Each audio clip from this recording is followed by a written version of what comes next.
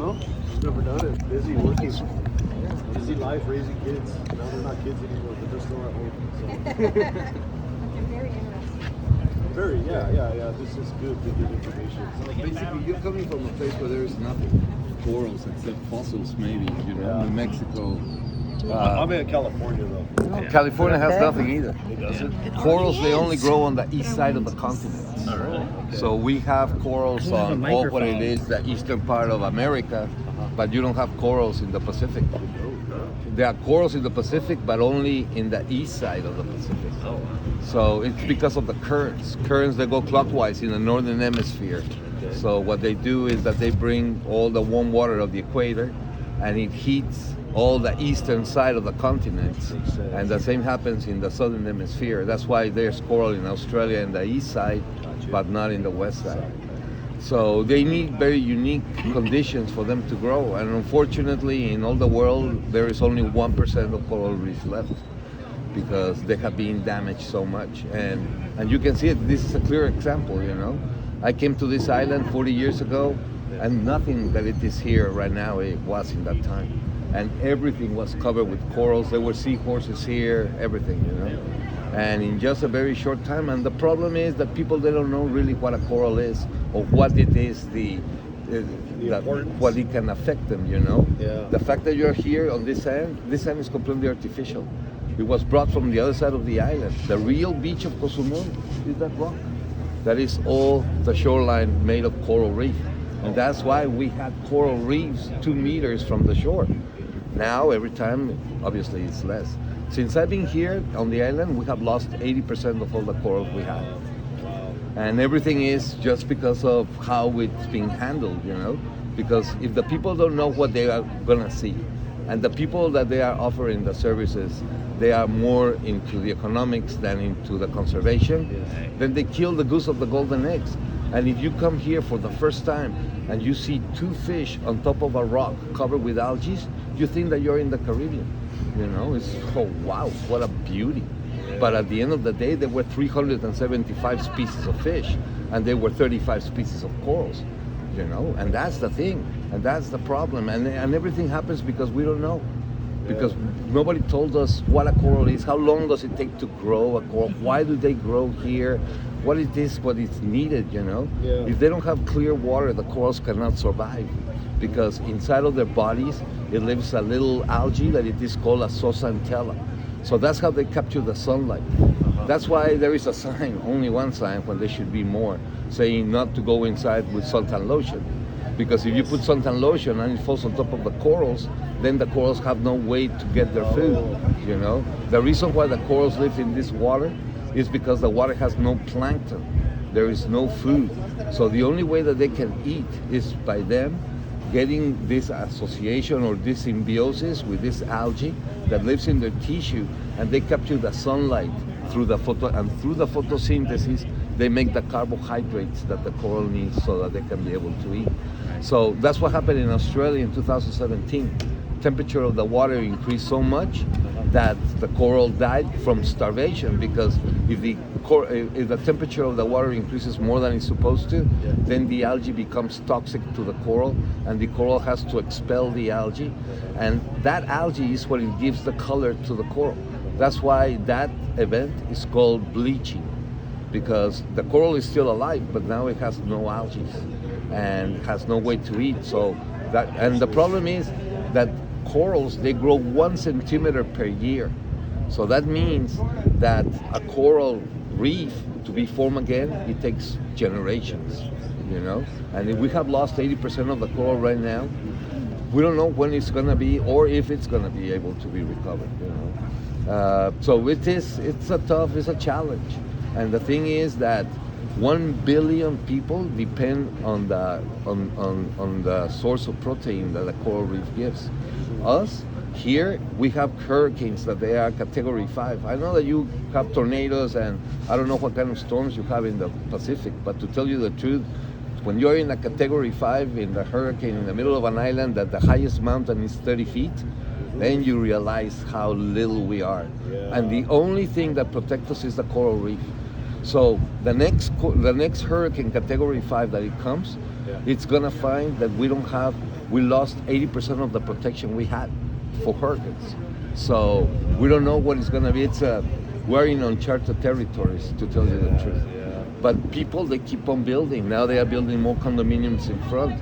And the problem is this: if the water doesn't have the quality that it's supposed to have, that means that they have no ammonia, no nitrates, no phosphates, no fertilizers, then the coral can grow. But in the moment that we're putting septic tanks, in the moment that we're putting all these developments that they are in front of the water on our substrate that is made of calcium carbonate and that is permeable and that allows all those residues to go into the water, you have a perfect storm, you know? And unfortunately, in all Cozumel, we only have one treatment plant that it is in the north. And it doesn't have the enough amount of capacity to the 160,000 people that now they have in Cozumel. So we're in a problem, you know, it is like living in Avatar. So in all that meantime, here in this middle of all this mess, where you don't see it today, but normally they come and they are people that they learn how to dive here, and people that they are doing snuba, and people that they are doing this and that and that, and that's only for the beach club. That's not with the water quality, with everything else. So we have a challenge that we have 25 platforms where we have planted corals here. However, every time people they go in, and if the people don't know what a coral is, and if the people that they are taking, those people don't tell them why it is important to preserve the corals, or why they shouldn't be kicking the corals when they are there, then everything is killed, you know, for few dollars, when they are killing the goose of the golden eggs. And again, and the problem is that if you learn how to dive, you will see that in not one single course that they teach you scuba diving, they tell you what it is a coral. Not in one single course. And not one of the persons, everybody that comes diving to Cozumel, they're not from a place where they have corals. They are like from places like us, you know. I come from Mexico City. So obviously we don't have corals there, but I took the time to learn because I was living here and everything else, you know. But unfortunately now it is a challenge to try to preserve the corals, and more having so little coral left. You know, so it has affected all our species of fish. It has affected everything. So what we're doing here is that in 2017 they were put 12 platforms that they were put by the University of Quintana Roo. We did an agreement with them in that year so that we could use them to plant corals on them. It was good. Even 2018, 2019. Granted, we didn't have the cruise ships, but that helped a lot, the corals, a lot. You cannot imagine how much. But now, since April of last year to date, the quality of the water has gone down 70%. 70%. We're trying to do studies of the water, but even if we know where it is, the source, how are we going to stop it if the people are not wanting to do that? And if the people that they come just eat 2 fish or 3 fish and they think that that's normal, and because we see the water very clear, we think that everything is okay. And that's not true. That's the way I was looking at it today. Exactly. Yeah, we say it's nice and dandy. Nice, but if you go here, all the bottom should be pink because they have a coralline. It's an algae that it is a calcareous algae. So if you take a brush and you clean the bottom, all the bottom is pink. And now all the bottom is completely green, covered with macroalgae.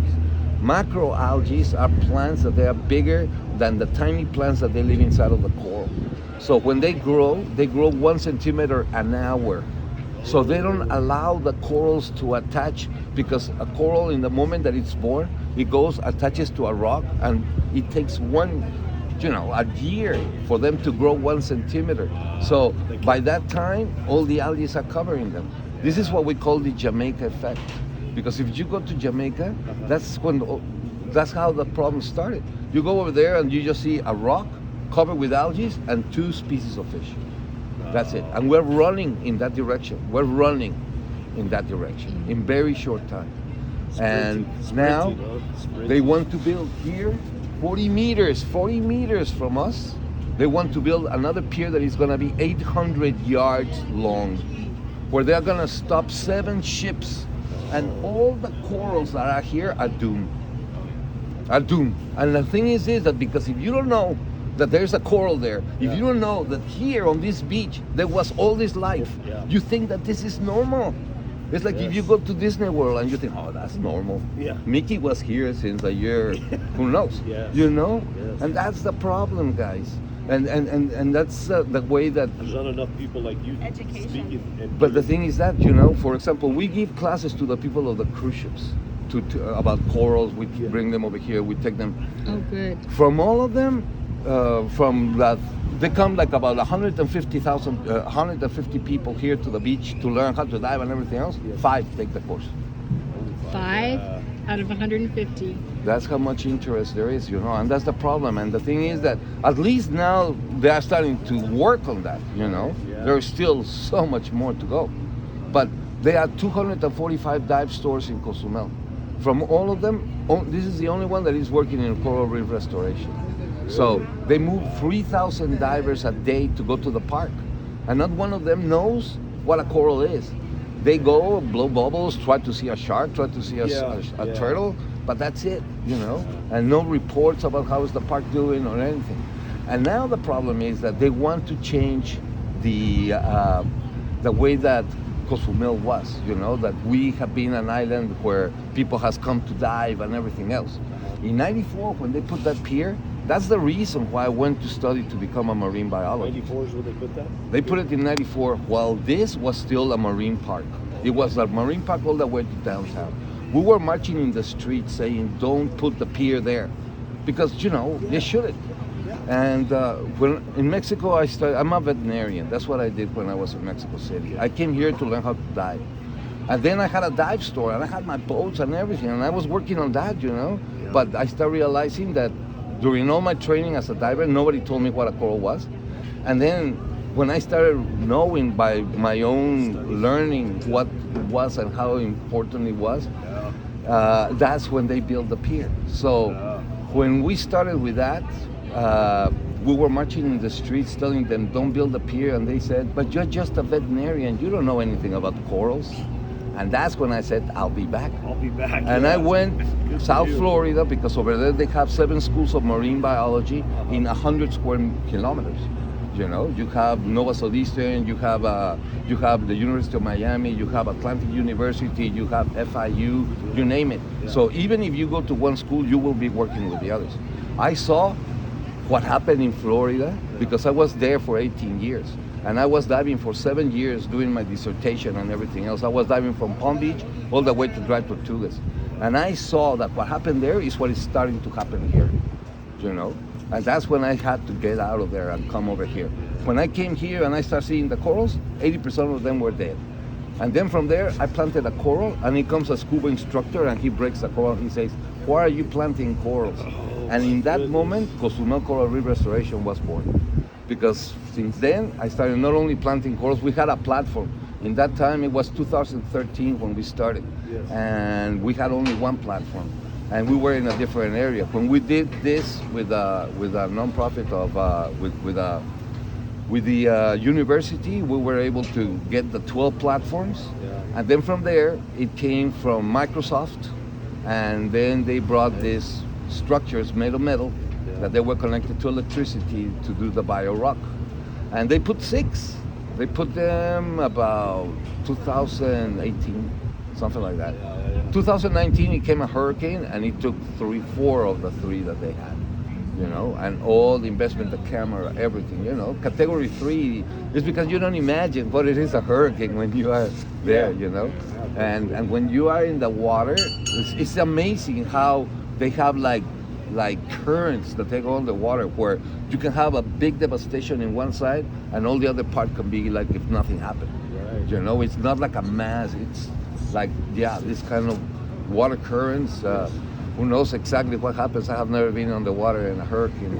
I hope that I don't have to. But you know, but yeah, there is a big change. And in 1988, we had a hurricane that it was category 5, and it killed all the corals of Cozumel. All of them died. However, 4 years later, everything was like a monologue. That it had just been growing, all the plant, everything was coming back like normal. And we realized that for the 12,000 years since this island has been out of the water, that has been happening. Yes. You know. Yeah. But then in 2005, we had another hurricane, Wilma, that it was Category 5. But by that time, there were the cruise ships, and there was everything else. So the pier fell down. They built with no care of what was around them. Right. So all this, because they said the economy. But at the end of the day, guys, it doesn't really help. Because the minimum wage in Mexico, it is $10 a day. So it can come 20 ships, and it's not going to It's not increase gonna the change salary. that, yeah. So they make them think that they have to depend on the tips, so that in that way they can increase the salary while the other guys are getting everything, you know? Yes. It's ridiculous, Yes, guys. yes, And yes. that's only here. This is my own hometown. I cannot go and protect the world, but this is my town, you know? Yeah. So, and it has been hard. Did you saw the movie of Avatar? Avatar, yeah. Yeah? Well, I didn't. You didn't? Because I live in Avatar, guys.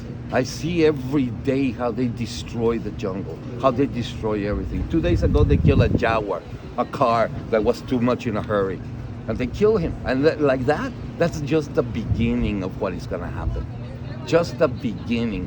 Tulum, Akumal, Puerto Morelos, Playa del Carmen, don't name it. When I went to school in 1994, there were 40,000 people here in Cozumel and 35,000 people in Playa del Carmen. When I came back in 2012 from the United States, 500,000 people in Playa del Carmen. And when I went there, I came back and I had to send my things through a ship from Miami to here. And my brother has a house over there in Puerto Morelos. So I stayed there for 8 years, or 8 days, just watching toucans and seeing the jungle like it was, because Larry doesn't exist anymore. And when I go and pick up the ferry to come back to Cozumel, in that parking lot, all this family of spider monkeys with their babies in their arms, not knowing where to go, you know, surrounded by city, by cars, by a highway, by the ocean. Yeah. And that's the future of my country right now. You know, it's horrible, guys. It's horrible. I never went back to Playa del Carmen. I don't want to go back to Playa del Carmen. I don't want to see that. You know, I saw this place the way it was, and people are devastating it, and in the name of economics, but they are destroying what they are not able to do by themselves, you know. It took 4 years of effort to plant these corals, and suddenly they put me 150 people on top of the corals so that they can learn how to dive and pay $100 each, and if the corals die, well, part of the deal, you know. But then that's the thing. So that's why it is a challenge to try to grow corals where it's so many people. But the corals were here before the people, Yeah. you know. And the Yeah. people are the ones that they don't care if the corals are here or not. Yeah. And that's the problem. And that's the way that we see the whole world, guys. We're a cancer to the. Do you know? We're a cancer to it all. Well, the thing is that Not we have everybody. to. Like if we would get the knowledge.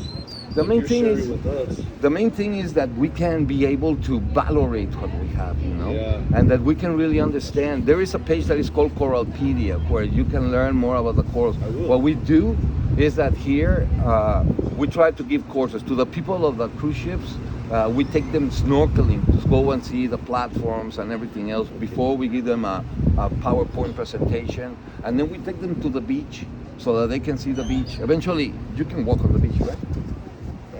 There's no water there. So just so that you can see it, because when they decided that they were going to do the pier there, they came this college degree, knowledgeable people, and they spray with Roundup all the mangroves on purpose.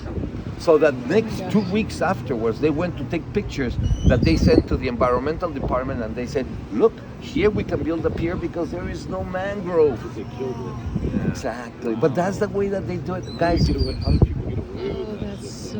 when I was in the United awful. States, I had to, well, I didn't have to, but I lived inside of the Everglades for 7 years. I was living inside of a water management area that inside of that water management area, they had this wildlife management area that it was called the Francis Taylor. I was where the Miami River is, and from there, the Everglades. In 7 years that I was inside of the Everglades in a wildlife management area, I saw 2 raccoons, 2 opossums, and 1 otter in 7 years. And if that happens there, what do you think is gonna happen here? You know? And everything is the money. Because the only ones that they are taking care, that they are working inside of the Everglades are two entities. South Florida Water Management District and Army Corps of Engineers. So we were planting cypresses and they would come and spray them. It's like, okay, you don't want an Everglades, that's cool, you know? No, because now the water became money. So if you don't pay your water in Miami, then they close the faucet, you know? And now that's everything is economics, guys. But at the end of the day, that's all just a piece of paper. And the natural resources that they are the ones that they are providing that piece of paper are the ones that they are killing indiscriminately.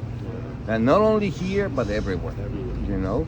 So what we do is that in those platforms, we collect the corals that they break, all these people that they go in, and because they are still alive, we go and we put them on the platforms, we attach them with an epoxy, and then they start growing. And then from there, we take them to an area that is a live rock area where we plant those corals so that they can make a reef. We try to avoid that the people go there, you know, because if not, what's the case of doing all this?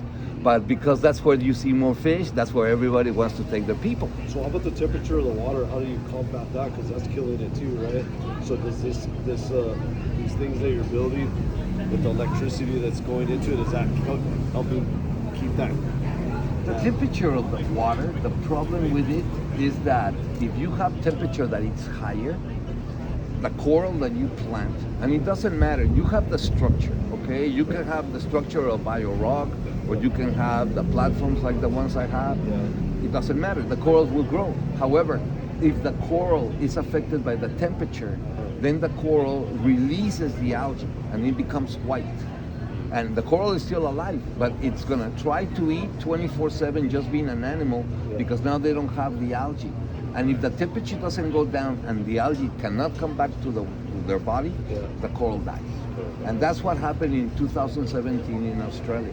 And in just 1 year, it was lost 50% of all the Great Barrier. That for it to come back, it's gonna take 10 to 15 generations. So, sorry guys, you were a little bit late. But that's the thing, you know, how dare we do those kind of things? And it's happening in our watch. So that's why here, basically, I know that I'm going against all odds, but the main thing is that I try to train the people, as I said, with the people that they don't know how to dive, taking them so that they can see. The people that they know how to dive, that they are open water divers, or the people that I certify as open water divers, they take a course of coral reefs. And in that course, it's a course of 2 days, where they learn what corals are, how they dive, and then they have to know how to identify the species of corals that we have. And then they need to know how to handle the corals when they are broken apart, the dead part, so that they can handle it, cleaning and everything else, and then to prepare the areas where they're gonna be planted. So it takes 2 days, the course, there are 4 dives, and there are 2 theory classes.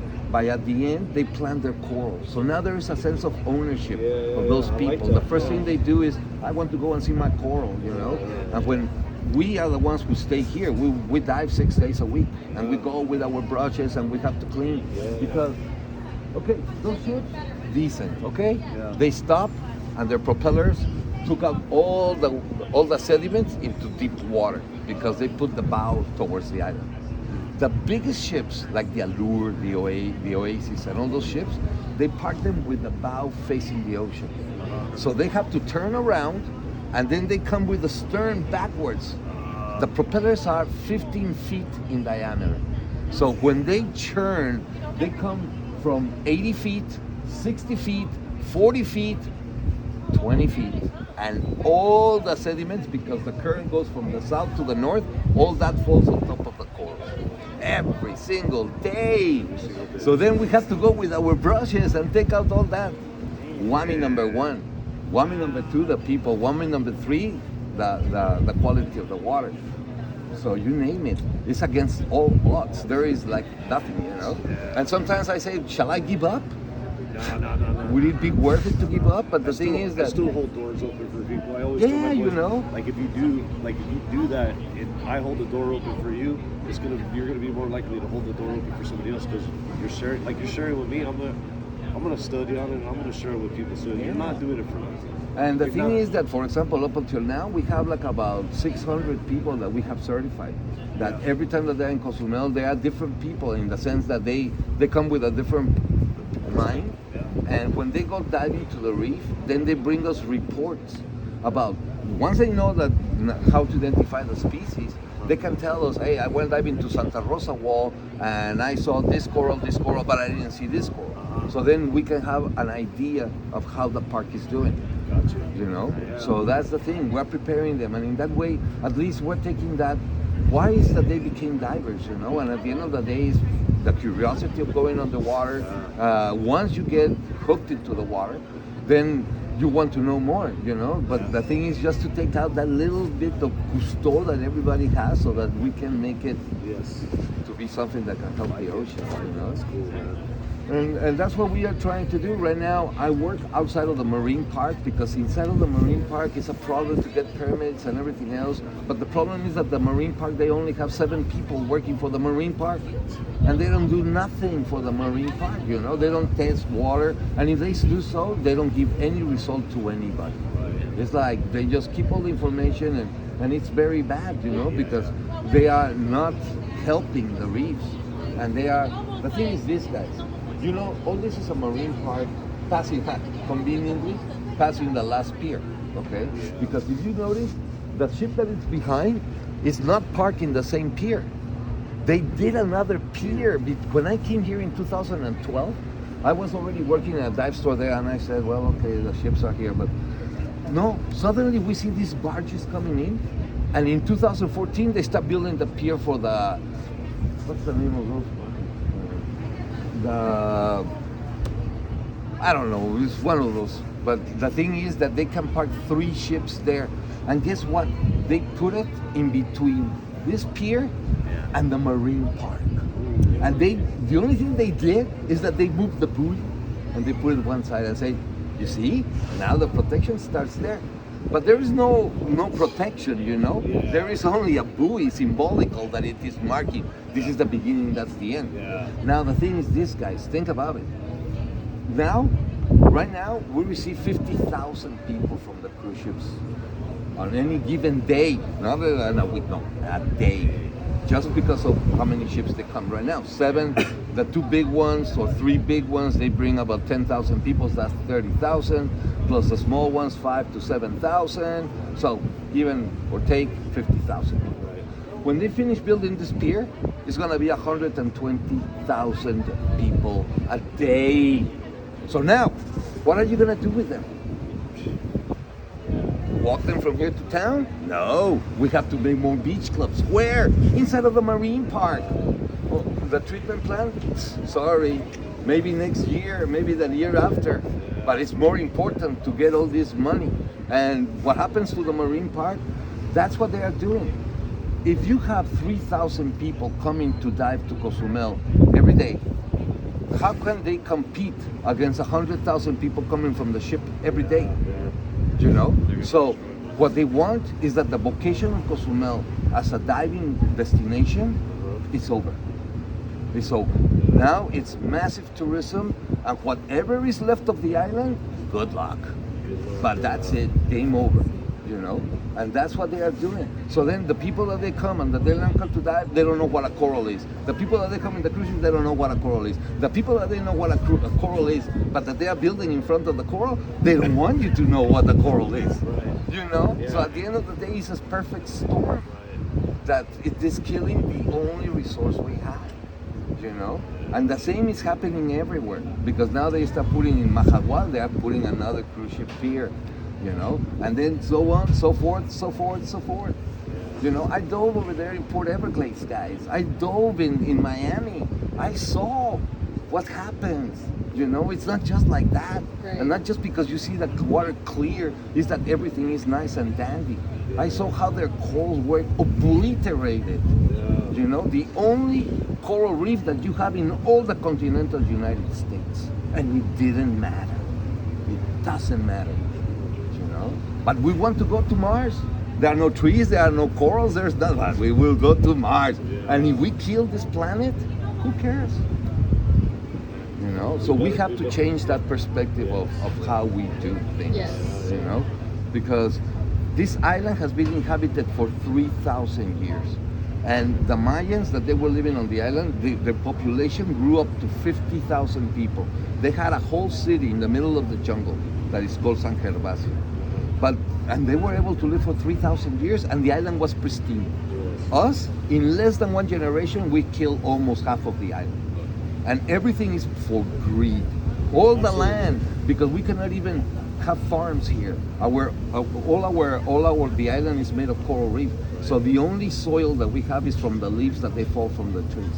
So now, all that land that it was the land of the campesinos, that it was why there was a revolution in Mexico where 1/3 of all the Mexicans died in 1910.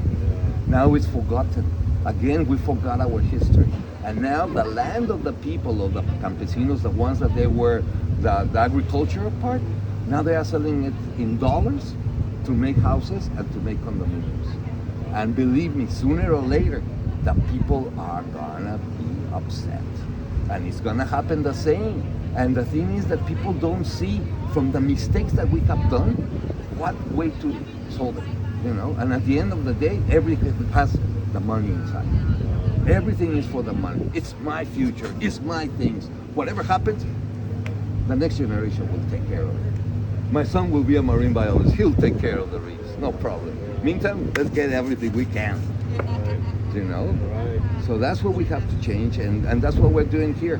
And meantime, yeah, we have planted about 3,000 corals, and every day I have more problems with the people that they go to see the corals than with the hurricanes that they have come through. Wow. Amazing, no? That's horrible. Yeah. Okay, guys, let's walk on the beach a little bit, and let me explain you Yeah. what the beach of Cozumel is.